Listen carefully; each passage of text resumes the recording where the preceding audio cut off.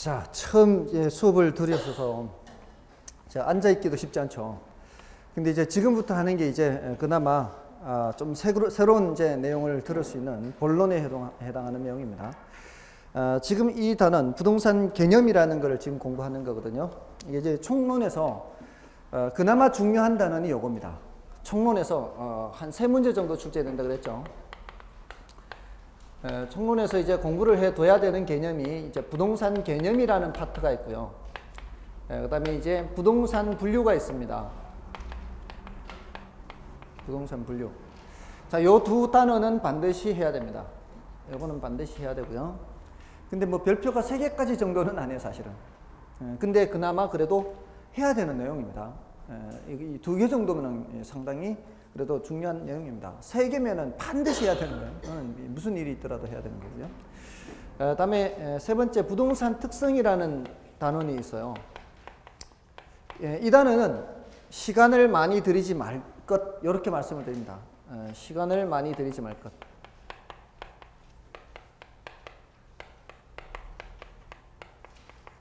분명히 이렇게 말씀을 드림에도 불구하고 꼭 여기 또 시간을 낭비하시는 분들이 계십니다. 부디 그러지 마십시오. 원래 출제 안 됐습니다, 이거. 이거 시간을 많이 들이지 말라고 했는데도 불구하고 이걸 많이 공부하신 분들은 헛 공부한 거예요, 공부를. 엉뚱한 데 시간을. 출제가 될 가능성이 더 많은, 여기서는 출제가 됐어요. 여기서도 되고, 여기서도 되고, 다 되고. 근데 이건 출제가 안 됐습니다. 다음에 부동산 속성이라는 게 있어요. 이 부동산 속성이라는 데서는 공간성이라고 하는 것을 좀 주의를 해 주시면 되겠습니다. 공간성. 사실은 원래 이게 출제될 가능성이 높다라고 봤는데요. 여기에서는 출제가 되지 않았습니다. 이제 여기에서 출제가 됐습니다. 자, 어쨌든 총론에서는 시간을 많이 들이는 것은 아니다. 다만 개념과 분류 정도는 좀 체크를 한다. 그러면 개념도 다 중요하냐? 그것도 아닙니다. 개념도 다 중요한 게 아니고요. 오른쪽 페이지에 보시면은 25페이지에 동그라미 3번, 동그라미 4번 있죠. 요거는 중요도가 매우 떨어집니다. 동그라미 3번, 동그라미 정착물 구분 기준 하는 거 있죠. 그럼 그 옆에다가 뭐라고 해놔야 돼요? 중요도가 낮다 이렇게 표시를 해놔야 되죠. 그러니까 신경 쓰지 말았네, 별로. 이거는 10년에 한 번도 출제가 안 됩니다. 괜히 할 내용만 많아질 뿐이고요. 그래서 동그라미 1번, 2번을 위주로 하시라 이 말씀입니다. 동그라미 1번, 2번. 아시겠죠? 그 나머지 내용은 해야 됩니다. 그 동그라미 오른쪽 페이지 동그라미 3번, 4번 내용 외에는 다 해야 돼요. 그래도 그게 어딥니까? 동그라미 3번, 4번을 버려버리면 공부할 내용이 확 줄어들잖아요. 그렇지 않아요? 이런 거는 나중에 보는 거예요. 나중에 뭐가 돼 있을 때, 기본적인 게 돼 있을 때 보는 거지 미리 보는 거는 전혀 아닙니다. 아시겠죠? 어쩌면 나중에 끝까지 한 번도 안 봐도 될 수도 있다 이 말입니다. 이런데 처음부터 헛심 빼지 마시고요. 중요하다는 것 그 위주로 보시는 겁니다. 자, 그럼 이제 나머지 괄호 1번, 괄호 2번, 괄호 3번 보셔야 된다는 얘기죠. 자, 그럼 24페이지에 괄호 1번이 뭐라고 되어 있습니까? 법률적 개념 이렇게 되어 있고요. 오른쪽에 괄호 2번, 괄호 3번에 경제적 개념, 기술적 개념이라고 되어 있죠. 자, 요게요, 공부를 하는 요령 중에 큰 타이틀을 먼저 보는 방법이 있어요. 요게 요령이에요, 요령. 자, 지금 그것만 써드리면 어떻게 돼요? 복합 개념의 부동산 하면서 뭐라고 되어 있어요? 복합 개념 부동산. 이게 큰 타이틀이잖아요. 그 중에서도 또 큰 타이틀이 괄호 1번 했는데 거기에 바로 협의의 부동산, 법률적 개념 이렇게 돼 있잖아요. 법률적 개념. 괄호 2번에 뭐라고 돼 있어요? 경제적 개념. 괄호 3번에 요렇게 아까 시간에 말씀드렸던 법경기가 나왔죠. 이게 이제 중요하다는 거예요. 이 타이틀을 기억하는 게 중요해요. 세부적인 내용보다 일단은 이 부동산 개념을 3가지 측면에서 보는구나 이렇게. 그러니까 아까 법경기가 이렇게 또 나왔다. 근데 이 법적 개념을 다시 뭐로 나누고 있어요? 반괄호 1번, 오른쪽 페이지에 반괄호 2번이죠. 이 구분이 더 중요하다는 거예요. 그러니까 어떤 내용을 공부할 때 처음서부터 바로 숲으로 쏙 들어가 버리면 숲이 아니고 숲 속 끝 속으로 쏙 들어가 버리면 전체 그림을 그릴 수가 없잖아요. 처음에는 위에서 밑그림을 그리듯이 커다란 이 지도를 보듯이 봐야 돼요. 그래서 부동산 개념이라는 나무가 있어요. 이렇게 부동산 개념이라는 주제의 나무가 있으면 거기에 무슨 가지가 있고요. 법적인 개념의 가지가 있고 경제적인 개념의 가지가 있고 기술적인 개념의 가지가 있다는 것을 생각하시라는 거예요. 그리고 거기에서 지금 법적인 개념은 어떻게 나누어지고 있는 거예요? 협의의 부동산과 광의의 부동산 이렇게 잔가지가 또 나누어지는 거예요. 그 다음에 또 뭐가 나오겠어요? 더 잔가지가 있으면서 잎사귀가 있겠죠. 또 잎사귀가 그려지면 이제 그림을 다 그린 거예요. 근데 얘네들은 잔가지가 없어요. 바로 그냥 잎사귀예요. 얘네들은. 그러니까 얘네들이 지금 그려야 될 게 많다 이 말입니다. 아하, 요게 이제 해야 될 내용이 있구나. 이렇게 생각하시면 되는 거죠. 밑에는 더 해야 될 내용이 많지 않다 이 말이에요. 여기에 지금 그려야 될 게 더 있다 이 말입니다. 요게 이제 앞으로 여러분들이 차근차근 이제 그려나갈 내용이에요. 지금은 커다랗게 이제 이렇게 여러 가지 측면에서 보는구나. 자, 그러면 이제 오늘은 여기까지만 해도 충분하다는 거죠. 협의의 부동산이 뭔지, 광의의 부동산이 뭔지만 알아도요. 사실은 오늘은 충분하다는 겁니다. 이 가지만 그려도요. 가지만 그려도. 아시겠죠? 처음서부터 이거 다 잎사귀 그리려고 하지 마시고요. 커다란 아웃라인만 가지시고 그 중에 그나마 내용이 얘가 있구나. 자, 그러면은 협의 광의, 좁은 의미, 넓은 의미잖아요. 지금 어떤 측면을 보고 있어요? 법적인 측면의 가지를 보고 있다 이 말이에요. 그러니까 공부를 하면서 지금 내가 어디에 있구나, 위치가 어느 위치구나 이걸 기억을 하고 있어요. 아, 법적인 개념에 지금 가지에 있구나. 이걸 생각하고 오면은 훨씬 공부가 잘 돼요. 자, 근데 이제 수많은 법이 있거든요. 수많은 법이 있는데 그 중에 가장 기본적인 법이 뭔지 아세요? 기본적인 법이 바로 민법입니다. 가장 기초적인 법이 민법이기도 해요. 우리 법체계상 아까 가장 상위에 있는 법은 뭐라 그랬어요? 상위에 있는 법은 헌법이라 그랬죠. 그러니까 이 헌법을 어긋나면 안 되거든요. 근데 그거는 상위, 하위 이렇게 말할 때는 이제 헌법이 제일 상위에 있다 그러고, 이 법학에서 가장 기본이고 가장 중요한 법이 바로 민법입니다. 원래 민법이 먼저 발달했었거든요. 그 외에 그리고 나서부터 이제 다른 법들이 발달하기 시작했거든요. 그래서 민법이 기본인데 그 많은 법들 중에서 협의의 부동산은 민법에서 말하는 부동산이에요. 민법에요. 재밌습니다. 민법에. 그 나중에 이제 민법을 하시면서 공부를 하실 거예요. 민법에는요. 물건이라는 것도 정해놨어요. 웃겨요. 근데 앞으로 여러분들이 공부를 잘 하시려면 어떤 학문에서 어떤 용어를 얘기를 하잖아요. 그러면은 그 용어를 그대로 받아들이셔야 돼요. 그냥 우리가 일상생활에서 말하는 그런 물건이라고 생각하면 안 되는 거예요. 민법에서는 물건을 뭐라고 해놨는가 하면은 잘 들어보세요. 여러분들은 이제 어떤 생각을 하면서 듣는지 좀 궁금해요. 민법 90몇 조예요. 저도 정확하게 조문은 모르는데 물건이라 하면 유체물, 유자는 있을 유자예요. 채자가 몸채자고요. 유체물 및 전기, 기타 관리할 수 있는 자연력 이렇게 표현하고 있어요. 첫째 뭐라고요? 유체물 및 그 다음에 전기, 기타 관리할 수 있는 자연력 이렇게 얘기하고 있죠. 자, 일단은 유체물이라고 할 때 그 유체물은 이런 형체를 띈 거는 전부 다 유체물이죠. 액체도 유체물이고 고체도 유체물이고 기체도 유체물이에요. 기체도. 및 전기는 형체를 띠고 있는 건 아니에요. 전기는 우리가 확인할 수 있는 방법은 뭐예요? 불이 들어왔다는 것은 전기가 흐르고 있다는 거겠죠. 이 형광등을 말하는 거 아니죠. 전기가 흐르는지 안 흐르는지는 이런 불이 들어오는지 안 들어오는지 보러 확인할 수 있죠. 또 한 가지 방법은 손으로 만져보면 알겠죠. 죽음을 각오하고. 자, 그 눈에 보이지 않는 그 전기도 민법에서는 뭐라고 얘기하고 있다고요? 물건이라고 얘기하고 있다는 거예요. 물건. 그게 중요하다고. 민법에서 물건이라고 하는 거를 그렇게 받아들이셔야 돼요. 이제 이런 것만 물건이 아니에요. 민법에서 물건을 뭐도 물건이 되는 거예요? 전기도 물건이다 이 말이에요. 전기도. 그리고 뒤에 뭐라고 돼 있어요? 기타 관리할 수 있는 자연력이라고 그랬어요. 자연력 하면 뭐 어떤 힘이 자연력이에요? 풍력. 이거 자연력이에요. 수력, 자연력. 태양열 이런 거 다 자연력이요. 이런 것도 관리할 수만 있으면 뭐가 되는 거예요? 그렇죠. 물건이 된다는 거죠. 관리할 수 있는 자연력이요.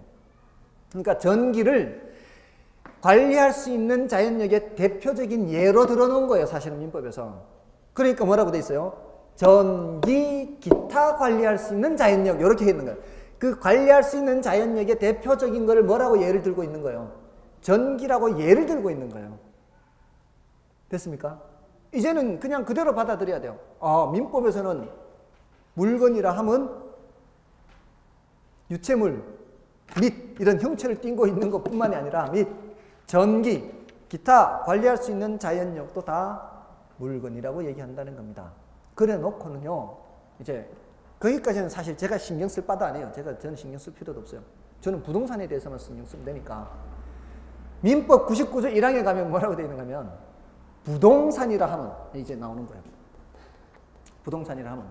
자, 지금까지 여러분들이 알고 계시는 부동산은 대부분은 토지와 건물 얘기할 겁니다. 근데 민법 99조 1항에는 토지와 그 정착물 이렇게 얘기해요. 정착물 이런 표현을 씁니다. 건물이 아니고. 민법 99조 1항에는 토지 및 그 정착물이에요. 그 정착물. 어디에 붙어 있는 거요? 토지에 붙어 있는 거예요. 그게 바로 정착물이에요. 그 토지에 붙어 있는 대표적인 게 무엇일 뿐이에요? 건물일 뿐이에요. 그러니까 우리가 보통 토지 건물 하는데 그는 토지는 맞는데 이제 건물은 정착물의 대표적인 것만 얘기하고 있는 겁니다. 그러면은 담장 토지에 붙어 있어요? 붙어 있지 않아요? 붙어 있죠. 그럼 담장은 정착물이 아니에요? 정착물이죠. 그럼 부동산이에요? 아니에요? 부동산이란 얘기입니다. 자, 우리 집 정원에 심겨져 있는 나무가 있어요. 자라고 있는 나무. 땅에 붙어 있어요? 안 붙어 있어요? 붙어 있죠. 그럼 뭐예요? 부동산이 된다는 얘기죠. 정착물로서 부동산이 된다는 얘기입니다. 맞죠? 뭔 뜻인지 아시겠죠? 부동산이라고 하면은 이제 땅뿐만이 아니라 땅에 붙어 있는 거는 전부 다 뭐라고요? 정착물로서 부동산이 된다 이 말입니다. 그렇게 해놓고는 민법에서 뭐라고 해놨다고요? 토지 및 그 정착물, 땅에 붙어 있는 것 이렇게 해놓고는 뭐라고 하고 있는가 하면은 동산이라 하면 부동산 이외의 물건이라 한다 이렇게 돼 있어요. 그 민법 세계에서는 물건은 몇 가지로 나눠져요? 민법 세계에서는 물건이 몇 가지로 나눠져요? 두 가지로 나눠지는 거예요. 동산 아니면 부동산이에요. 부동산이 아니면 다 동산이 되는 겁니다. 그러니까 토지와 거기에 붙어 있는 정착물 아니면은 다 뭐라고요? 동산이 돼요. 그럼 자, 질문 들어갑니다. 관리할 수 있는 자연력. 이런 전기 같은 거. 동산일까요? 부동산일까요? 전기는? 땅에 붙어 있어요? 안 붙어 있어요? 안 붙어 있잖아요. 그걸로 따지라는 말이에요. 땅하고 땅에 붙어 있는 것만 부동산이고 나머지는 다 뭐예요? 동산이에요. 그럼 전기가 뭐라고 되는 거예요? 동산이 되는 거예요. 민법적으로는. 우리가 일상생활에서 동산이다, 뭐 부동산 이렇게 생각하는 걸 말고 민법상으로는 전기도 동산이다 이 말입니다. 땅에 붙어 있는 건 아니니까. 뭔 뜻인지 아시겠죠? 앞으로 공부를 잘하려면은 이렇게 받아들여야 돼요. 어떤 학문에서 얘기하는 그것만 딱 그렇게 받아들여야지. 딴 생각하면 이제 그때부터는 이제 딴 길로 가는 거예요. 수업하다 말고 내가 생각하기에는 이게 아닌 것 같은데 이러다 보면 이제 엉뚱한 대로 삼천포로 빠지는 거예요. 공부를 그렇게 하면 안 돼요. 딱 얘기하면 그것만 생각하고 거기에 해당하는 게 뭘까? 만약에 이게 아니라면 이렇게 따지면 공부를 잘하는 거예요. 아시겠죠? 딱 거기에서 따지는 것만 얘기를 해야 돼요. 자, 어쨌든 토지 및 그 정착물이 부동산이고 그 이외의 물건은 전부 다 동산이 되는 겁니다. 그런데요, 재미있는 거는 나중에 하게 될 거예요. 나중에 하게 될 건데, 저희 공중전화 박스가 길 가다 보면 있죠. 공중전화 박스 땅에 붙어 있어요, 안 붙어 있어요? 붙어 있죠. 자, 근데 이 공중전화 박스 같은 것들은 쉽게 뗄 수 있는 상태예요, 그렇지 않은 상태예요? 보통은 그 밑에 볼트 너트로 해가지고 이렇게 콘크리트 이렇게 바닥을 해가지고 거기에 볼트를 이렇게 그 양생하기 전에 미리 박아 놓잖아요. 이 콘크리트 칠 때 미리 박아 놓고 굳어버리면 이걸 볼트를 못 떼잖아요. 그 볼트 네 군데 있는 데다가 이렇게 그 공중전화 박스 밑에 구멍, 철판 바닥에 구멍을 뚫어가지고 그 딱 올려놓은 후에 나사 너트로 이렇게 재잖아요. 이 나사 너트 떼가지고 들어버리면 딴 데 옮겨 또 이렇게 설치할 수 있잖아요. 자, 이런 상태란 말이에요, 지금 상태가. 이거는 토지에 붙어 있는 거라고 할 수 있을까요? 그렇지 않은 거라고 할 수 있을까요? 이게 이제 문제라는 거죠, 이게. 아니, 이게 붙어 있는 것 같기도 하고, 안 붙어 있는 것 같기도 하고, 헷갈릴 때가 있거든요. 자, 이 붙어 있지 않다라고 얘기하려면은, 이거를 제거했을 때요, 딴 데서도 충분히 사용할 수 있는 상태다 하면은 그거는 붙어 있는 게 아니라고 볼 수 있어요. 제거한 후에. 근데 보통 보세요. 건물, 담장. 그 자리에서 제거가 되면은 다시 사용할 수 없는 게 보통이거든요. 그래서 이 표현을 할 때 어떻게 얘기하는가 하면은 항구적으로, 지속적으로 부착되어 있는 물건, 요거를 정착물이라고 그래요. 그러니까 잠깐 동안 일시적으로 붙어 있거나 아니면은 옮겨서도 얼마든지 다른 곳에 가서도 사용할 수 있으면 그거는 토지에 붙어 있다고 말을 못 하거든요. 뭔 뜻인지 아시겠죠? 그래서 뭘 얘기하는가 하면 나중에 하면 돼요, 이건. 항구적으로, 지속적으로 붙어 있는 물건, 이렇게 얘기를 할 겁니다, 나중에. 예, 어쨌든, 그건 이제 나중에 하고, 또 심지어는 뭐가 있는가 하면. 예. 컨테이너 박스에 바퀴 달면. 그거는 정착물이 아니죠. 그거는 아예 땅에 붙어 있는 것 자체가 아니죠. 바퀴가 있으면은. 땅에 일시적으로도 붙어 있는 게 아니잖아요. 일시적으로 붙어 있는 것도 아니에요.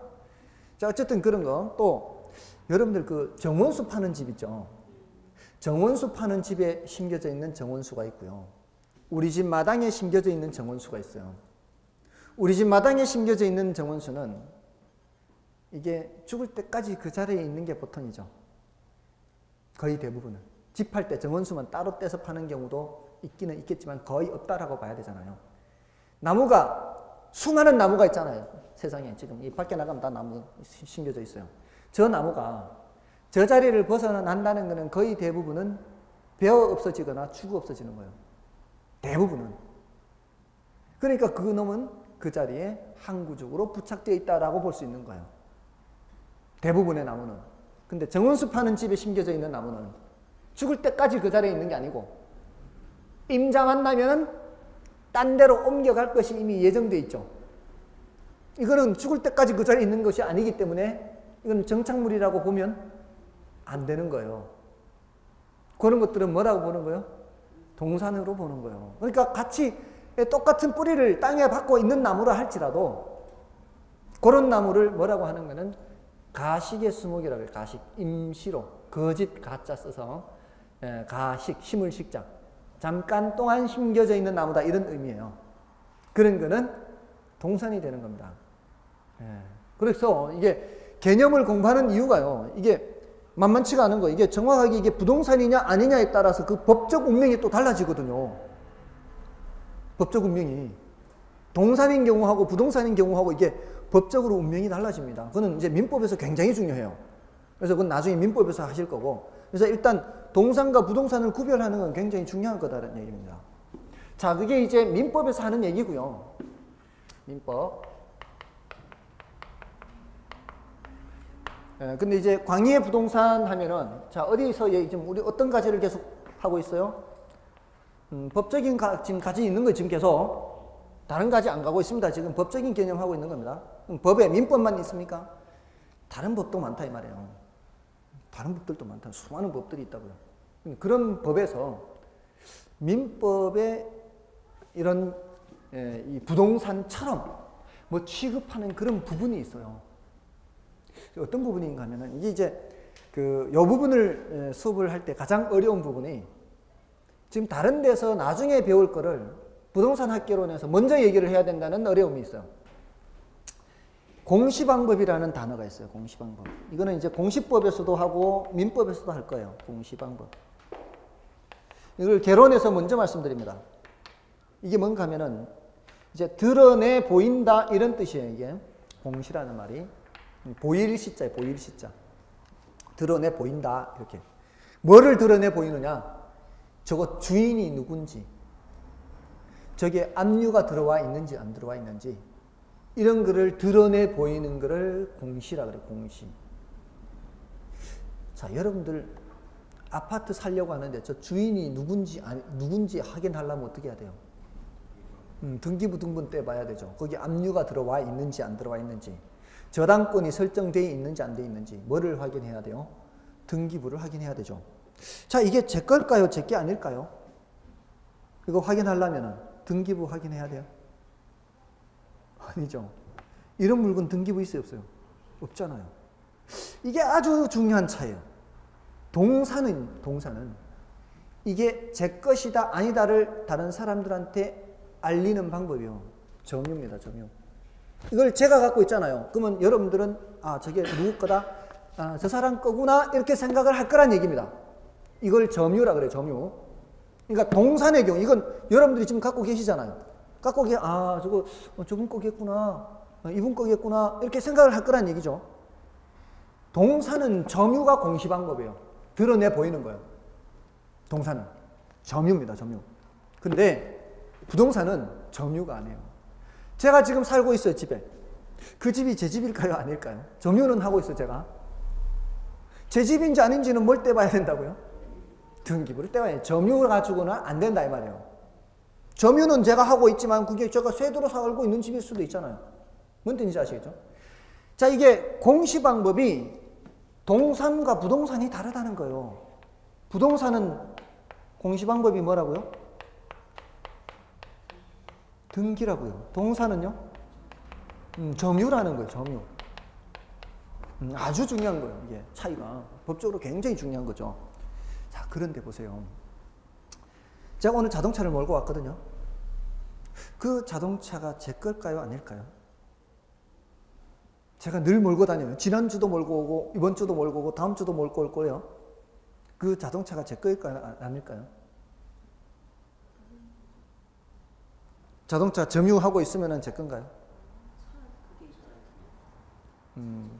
제가 점유하고 있는 것만으로는 안 돼요. 자동차는 뭘 떼봐야 돼요? 자동차 등록 원부라는 게 있어요. 등록 원부라는 게. 대포차일 수도 있고, 이게. 예? 그렇잖아요. 남의 차를 지금 빌려 탈 수도 있고, 허도 있잖아요. 허 하면은, 그게 꼭 허라는 번호판을 제가 제주도에서 처음 봤는데, 신혼여행 할 때. 저는 허니문의 허인 줄 알았어요. 그 허자 붙은 거, 이런 거는 제 거 아니거든요, 그게. 맞잖아요. 그런 거는 다 뭐를 떼봐야 돼요? 누구 건지 확인하려면, 자동차는. 자동차 등록 원부라는 공적 장부를 떼봐야 돼요, 장부.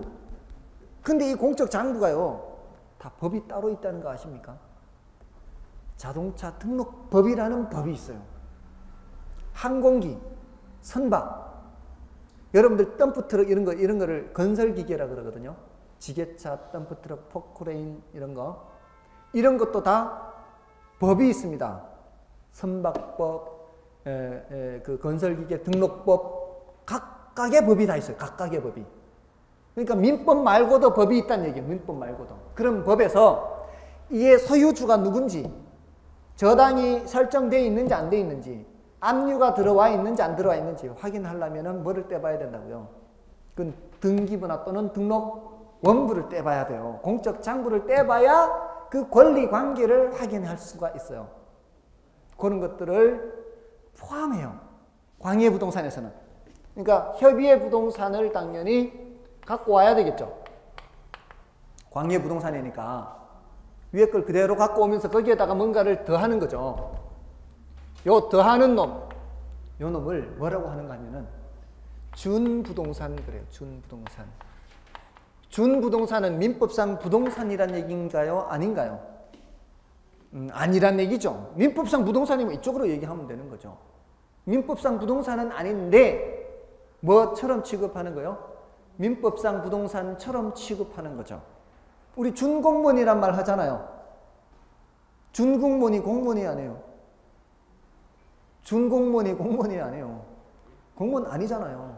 준공무원 공무원 아니에요. 무슨 여기 서울도시공사 공사 무슨 공단 무슨 시설관리공단 이런 데 직원은 공무원 아니에요. 근데 신분이 보장돼 있죠. 굉장히 안정적인 직업이라고 하잖아요. 그러면서 혹시라도 업무와 관련해서 돈 받잖아요. 그러면은 뇌물죄에 준해서 취급합니다. 엄청나게 처벌이 강합니다. 엄청나게. 일반 회사에서 돈 받으면 그 무슨 죄라 그래요? 일반 회사에서 돈 받으면 뇌물죄 아니에요. 뇌물죄는 공무원한테만 적용되는 거예요. 근데 준공무원도 돈 받으면 뇌물죄에 준해서 처벌합니다. 엄청난 처벌이 없네요. 그 일반 사기업체에서 돈 받으면 그걸 뭐라 그러죠? 배임죄라 그러나? 자기의 임무를 배신한 거잖아요. 그렇게 하면 안 되잖아요. 이 기업을 위해서는 그렇게 하면 안 되잖아요. 기업의 이익을 위해서는. 어쨌든, 그런 부동산을 준부동산이라 그래요. 이거는 민법상 부동산은 아니지만 민법상 부동산처럼 취급한다. 이런 뜻이에요. 이런 것들이 이제 앞으로 공부할 내용이에요. 사실은 지금 단계에서는 뭐 그렇게 복잡하게 얘기를 다 할 필요는 없고요. 그렇게 해봤자 아마 여러분들한테 안 들어갈 수도 있어요. 첫날이라. 여기까지 이해가 좀 되십니까? 부동산 개념은 법적 개념까지와 경제적 개념까지, 기술적 개념까지가 있는데 법적 개념까지가 제일 많습니다. 내용이, 앞으로 할 내용이. 그 중에서 협의광이라는 잔가지가 있고요. 협의는 민법상 개념을 얘기하고 있습니다.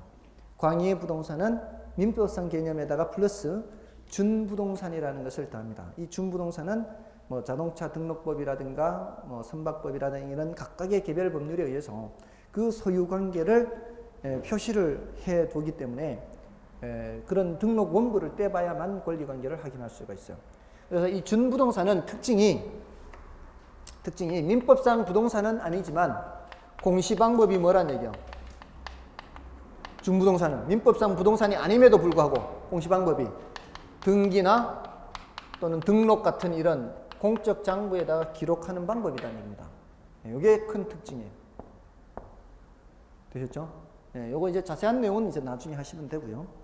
그다음에 이런 경제적인 측면이나 기술적인 측면은 이런 바로 잎사귀 그리면 돼요. 바로 잎사귀.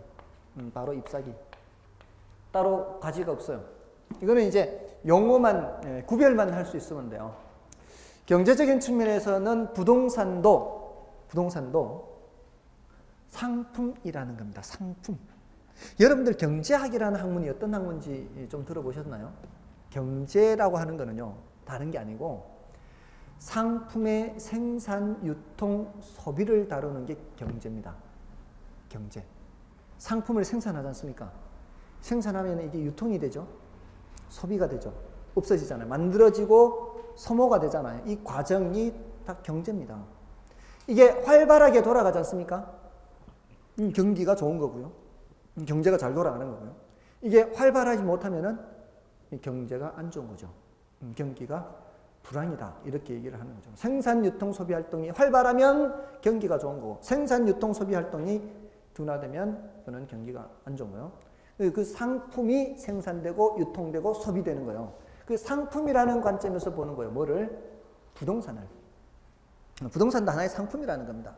자, 그런데 이게 다른 상품과 좀 다른 그런 특징들이 있다는 거예요. 건물은 그나마 인간이 만들어낸 건데 토지는 그게 아니죠. 자연물입니다. 자연물. 자연물임에도 불구하고 경제적 가치를 갖습니다. 자연물임에도 불구하고. 물론 그 자연물인 토지를 개간을 하거나 개량을 하기도 하죠. 이렇게 택지 개발하기도 하고 거기 이제 인간의 노력이 투입되어서 경제적 가치를 더 많이 높이기도 하지 않습니까? 근데 그 자연 상태로서도 가치가 있고요. 거기에다가 무슨 개발을 해서 택지 개발하고 이렇게 해서 더 가치를 높일 수도 있고요. 어쨌든 이렇게 된 이 부동산이 하나의 상품이라는 겁니다. 상품. 그런 상품이라는 관점에서 보고요. 그리고 이 부동산은 특징이 주로 어디에 많이 쓰이는가 하면은 특히 토지 같은 경우에는 다른 상품을 생산하는 데 투입돼요. 자체가 상품이기도 하지만 예를 들어 농민들이 이 농사를 지으려면 땅을 사야 되잖아요. 그 땅에다가 씨 뿌려서 이렇게 기르러서 이렇게 농산물을 생산하잖아요. 그 농산물을 생산하기 위한 생산 요소인 거예요, 토지가. 그리고 아파트 건설업체에서는 토지를 매입을 해서 거기에다가 건물 짓고 분양하잖아요. 그러니까 아파트 지으려면 뭐가 필요해요? 땅이 필요하죠. 또 공장 지어서 뭐 이렇게 상품을 생산하기 위해서는 또 땅이 필요하잖아요. 이게 전부 다 뭐예요? 생산 요소라는 거예요. 생산 요소. 그러니까 그 자체가 하나의 상품이지만 어떤 성격이 강하다는 거예요? 생산 요소의 성격이 강해요. 물론 그게 소비재로서의 성격도 있습니다. 특히 우리 주택 있죠, 주택. 주택은 생산 요소로서의 성격보다는 소비재로서의 성격이 더 강합니다. 이 생산 요소와 소비재 이게 좀 구별이 이것도 좀 생소하죠. 이런 단어들조차도. 이 생산 요소는 뭔가 하면은 업체에서 상품을 생산하기 위해서 투입되는 건 전부 다 생산 요소예요. 자, 그럼 우리 학원 입장에서는 생산 요소가 뭐가 생산 요소일까요? 우리 학원에서 뭐를 지금 생산하고 있어요? 학원에서 생산하는 게 뭐예요? 강의죠, 강의. 강의 서비스 제공하는 거죠. 강의 서비스를 제공하기 위해서 투입되는 것들이 뭐가 있어요? 이런 공간도 있어야 되죠. 이런 공간이 있어야 될 거 아니에요. 생산 요소예요. 장소. 또 이런 설비들 있어야 되죠. 스텝 요원들 있어야 될까요? 직원들, 스텝 직원들, 노동, 강사 있어야 되잖아요. 이 강의 서비스라는 이 상품을 생산하기 위해서 투입되는 이런 것들은 다 뭐예요? 생산 요소예요. 저 직원들이 쓰는 볼펜조차도 뭐예요?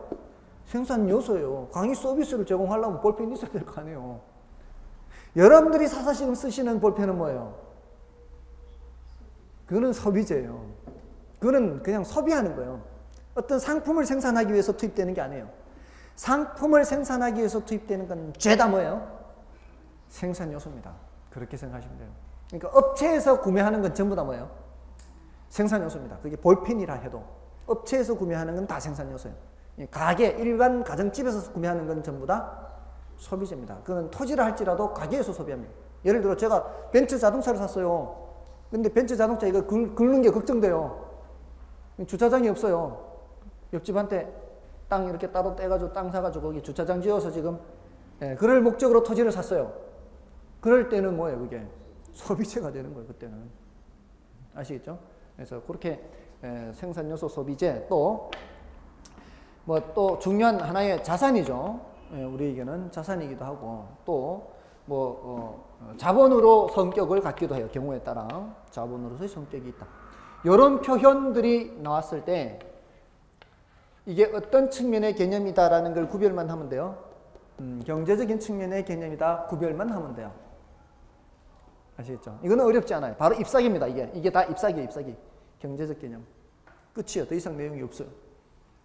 그래서 우리 교재에서 보시면은 경제적 개념은 자산, 자본, 소비 이게 다 그냥 잎사귀 그린 거 끝이에요. 더 이상의 내용이 없어요. 간단해요. 그다음에 기술적, 물리적 개념 있죠. 거기에 공간, 자연, 위치형 이것도 다예요. 그 잎사귀예요. 그 단어만 구별하면 돼요. 공간, 자연, 위치, 환경. 자, 이런 표현들이 나오거나 또는 토목, 지질, 지반 이런 표현 나올 수 있지 않습니까? 이런 표현들은 전부 다 어떤 측면에서 보는 거예요? 기술적인 측면에서 보는 거예요. 우리 시험에서 이걸 섞어놓고요. 다음 중 기술적 개념에 속하는 거는 이렇게 소속을 묻습니다. 원래도 소속을 묻는 문제가 나왔어요. 여기에 속하느냐, 여기에 속하느냐, 소속을 묻는 문제예요. 그걸 구별할 수 있으면 되는 거예요. 근데 원래는 여기에 대해서 더 세부적인 내용을 알아야 돼요. 그래야 대답을 할 수가 있었어요. 그런 건 이제 나중에 하면 된다고요. 나중에. 지금 첫 술에 배부르게 할 필요 없고 처음에는 이 그림만 어지간히 그리면 돼요.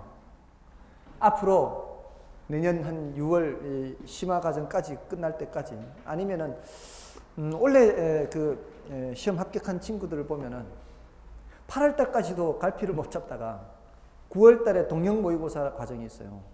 이제 매주 40문제씩 푸는 거. 거기서 쫙 끌어 올라가 가지고 그렇게 합격한 친구 녀석이 있어요. 그 녀석은 젊은 친구인데 남자애가 처음에는 막 5월, 6월 달만 해도 막 갈피를 못 잡아가지고 저 녀석 저거 이 1차도 위험하겠다 싶었거든요. 근데 웬걸 8월 달 이후부터 바짝 올라가더니만 학원에서 1차와 2차를 점수를 모두 다 따졌을 땐 그 녀석이 제일 높아요. 1차도 힘들 거라는 생각을 했었는데 아니 보면은 그렇게 똘똘해 보이진 않거든요, 얘가. 그렇게 똘똘해 보이진 않아서 걱정스러웠는데 나중에 바짝 하더니만 그렇게 올라가더라고요. 어쨌든 내년 그때까지 7, 8월 달까지도 충분히 이제 서서히 올라가기도 해요. 제가 봤을 때는 보통은 7, 8월 달에 성적이 쫙 올라가는데 그 친구는 좀 더 늦게 이렇게 올라가는 편이에요. 그래서 1차와 2차 모두 다 평균 70점이 넘어요. 상상을 초월해요. 둘 다 60점이 겨우겨우 될까 말까 막 이런 정도였거든요. 어떤 때는 60점 넘고 어떤 때는 60점 안 되고 이런 녀석이었는데 막판에 그렇게 쫙 끌어당기더니 한 달 보름 사이 그렇게 됐어요. 한 달 보름 사이. 어쨌든 제일 먼저 연락한다면서 저한테 일요일 날 저녁 때 문자가 온 거예요. 합격했다고. 그래서 저는 처음에는 1차만 합격했는 줄 알았어요. 근데 2차까지 합격했다고. 거의 그렇습니다. 거의. 자기가 마킹 실수만 안 하면 자기가 이제 문제지에다가 정답 표시를 하지 않습니까? 그걸 이제 답안지에다가 마킹을 하고 답안지만 제출하지 않습니까? 그러니까 자기가 답안지에 옮겨 적는 게 실수만 하지 않았으면 그날 바로 알 수가 있는 거죠. 근데 이제 어떤 분들은 그런 분들이 계세요. 문제지에 정답 표시가 안 돼 있어요. 분명히 푼 것 같은데 문제지에 정답 표시가 안 돼 있는데 그것 때문에 지금 한계가 걸려 있어요. 이러면 이제 한 달 동안 이제 가슴앓이 하는 거죠. 한 달 동안. 발표 날 때까지. 예, 한 달 뒤에. 꼭 한 달 뒤에 발표가 납니다. 그래서 수요일 날 발표가 납니다. 일요일 날 시험을 보면 10월은 31일까지 있기 때문에 7로 나누면은 몫이 4고 나머지가 3이거든요. 그러니까 일요일부터 월, 화, 수 3일 더 지나야 됩니다. 딱 30일 뒤기 때문에. 그래서 수요일 날 발표가 납니다. 어쨌든 그렇게 가슴 아리하지 않으려면은 자기가 무엇을 마킹을 했는지 표시도 정확하게 돼 있어야 돼요. 그런 분들이 간혹 있어요. 어쨌든 곧 나중에 가면 되니까 일단은 지금 이렇게 아웃라인 잡는 게 중요해요. 그러니까 공부를 잘 보세요. 지금 어떻게 하는지. 지금 제가 책을 어떻게 읽었습니까? 큰 타이틀을 먼저 봤죠. 이 줄기를 그리고요. 굵은 가지를 먼저 그렸지 않습니까? 그러니까 그걸 여러분들이 훈련을 좀 하셔야 돼요. 어떤 단원을 들어갔을 때 이게 복합 개념의 부동산이구나. 여기서 말하는 복합은 아까 첫 시간에 두 번째 시간에 했던 종합이라는 단어의 뜻이에요. 종합. 여기서 말하는 복합은 여러 개를 다 본다는 뜻이에요. 그렇게 해서 괄호 1번, 괄호 2번, 괄호 3번을 먼저 보고 괄호 1번, 괄호 2번, 괄호 3번을 먼저 보고 그 다음에 다시 반괄호 1번, 반괄호 2번 이렇게 하는 게 요령입니다. 아시겠죠?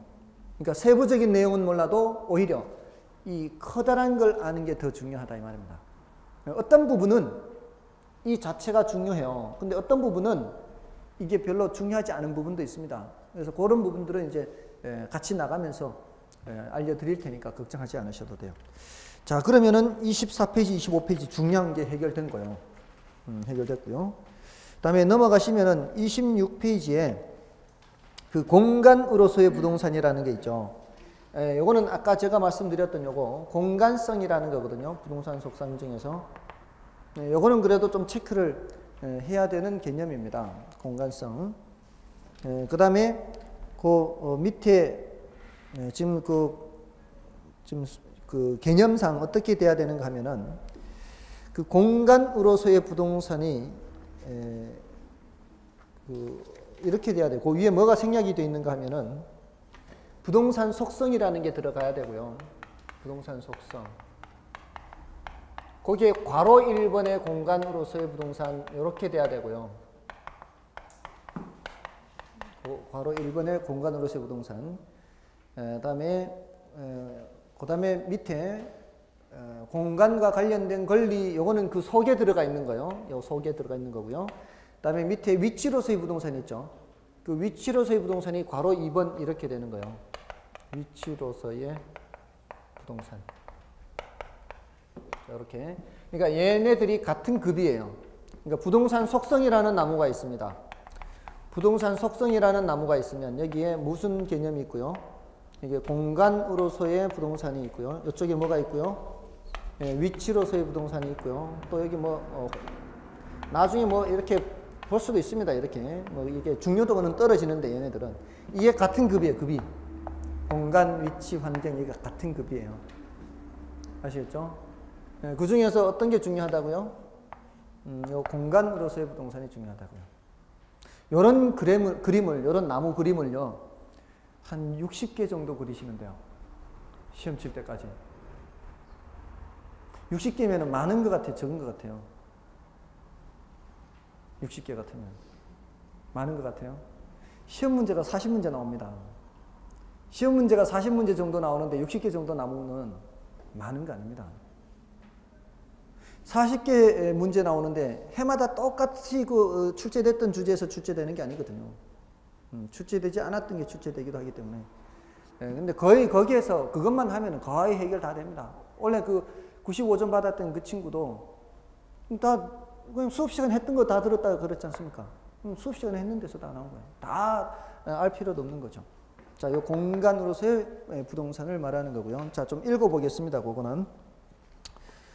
부동산에서 공간이라는 의미는 실제 인간이 이용 가능한 공중, 지중, 지표를 말하며 아울러 부동산 소유권의 범위 확장과 밀접한 관련이 있는 바 우리나라 민법 212조에서는 토지 소유권은 정당한 이익의 범위 내에서 토지 상하에 미친다고 규정함으로써 토지 소유권의 입체 공간적 효력을 인정하고 있다.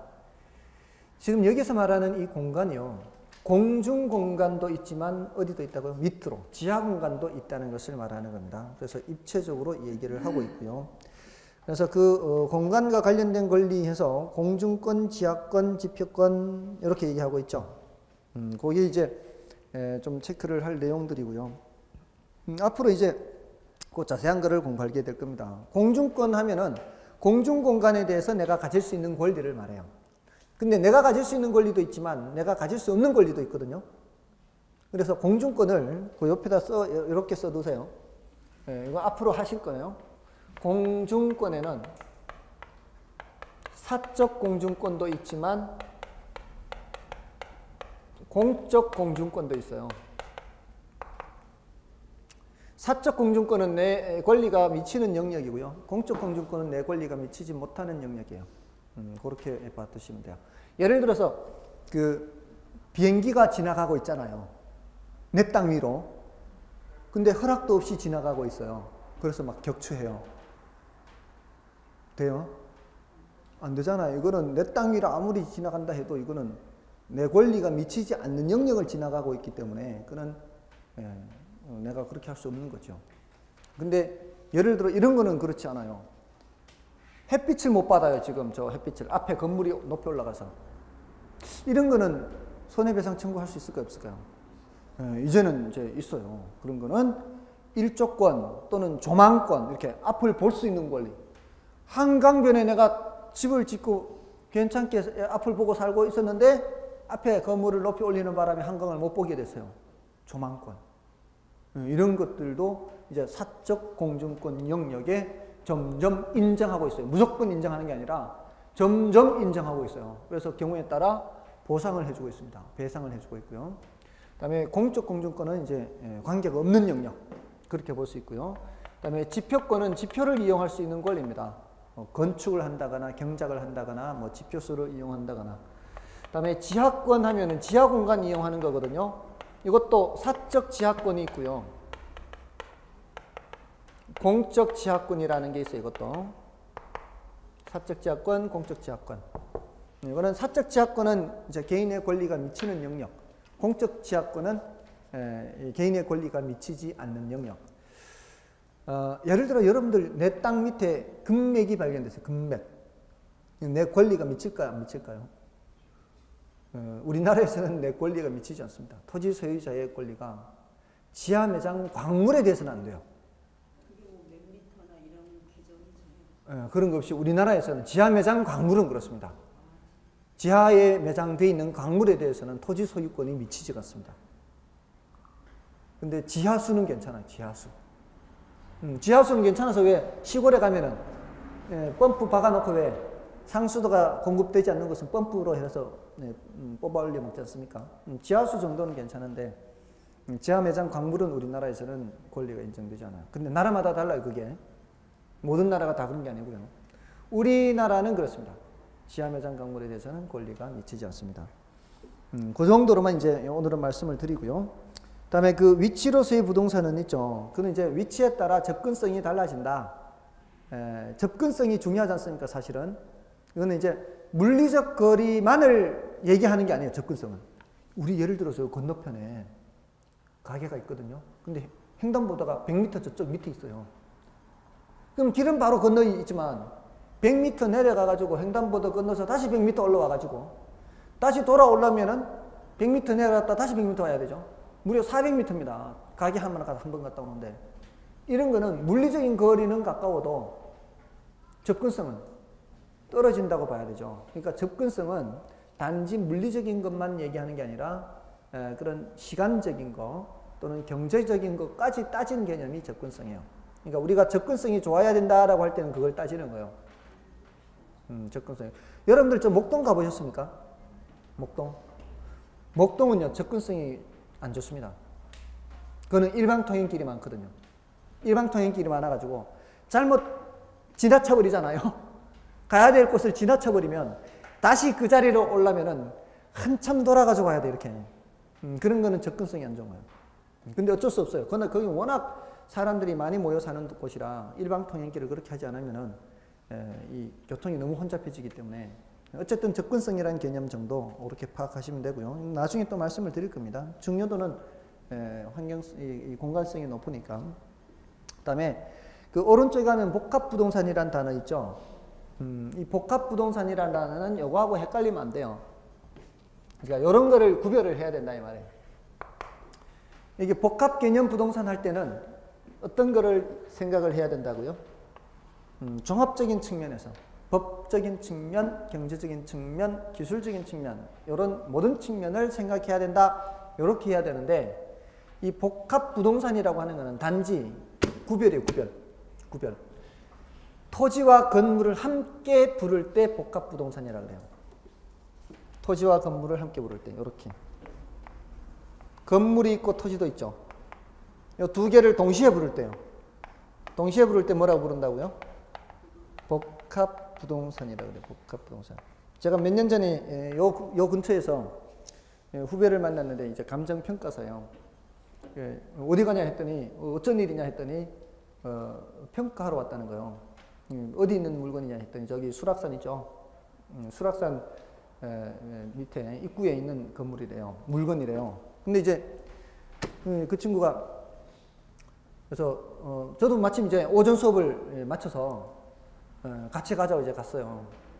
갔는데 이제 대장하고 다 떼온 거예요. 토지 대장하고 이렇게 다 떼가지고 왔는데 얘기하면서 이제 가는 거예요. 이게 지금 고압선이 지나가고 있어서 평가 이게 높게 안 나올 것 같다. 지금 이제 담보 평가 하려고 왔는데 의뢰인은 지금 이거 높게 평가해달라고 하는데 이 뭐 고압선이 저 수락선 가면 고압선 지나는 거 있거든요. 그 고압선 지나는데 이거 높게 나올 수가 없다 하면서 이제 가는 거예요. 근데 이제 얘기하기는 낮이라는 얘기는 지상에 건물이 없는 땅을 낮이라 그래요. 지상에 건물이 있는 상태의 땅을 얘기할 때는 건부지라 그래요. 건부지. 자, 그럼 보세요. 이 친구가 어디 가냐? 나지 평가하러 가요. 이렇게 얘기하는 거하고요. 건부지 평가하러 가요. 이렇게 얘기하는 거하고 다르겠죠? 다를 거 아니에요. 거기에다가 복합부동산 평가하러 가요. 이렇게 하면요. 또 다른 거죠. 건부지 평가하러 간다는 얘기는 지상에 건물이 있지만 건물은 평가하지 않고 땅만 평가한다는 얘기예요. 건부지 평가하러 간다는 얘기는 지상에 건물이 있지만 건물 평가 안 하고 땅만 평가하러 가는 거예요. 건물이 있는 상태 땅이에요. 건물이 있는 상태. 나지 평가하러 간다 그러면 건물이 없는 상태 땅 평가하러 간다는 소리고, 복합부동산 평가하러 가요 그러면은 땅과 건물을 다 평가하겠다는 얘기입니다. 뭔 뜻인지 아시겠죠? 이렇게 의사소통을 하기 위해서 만들어낸 단어일 뿐이에요. 그 복합부동산이라는 단어는. 뭔 뜻인지 아시겠죠? 그러니까 복합 개념이라는 거하고는 차원이 완전히 다른 개념이다 이 말이에요. 됐습니까? 그렇게 구별을 되는 개념이에요. 좀 쉬고요. 부동산 분류를 말씀을 드리겠습니다.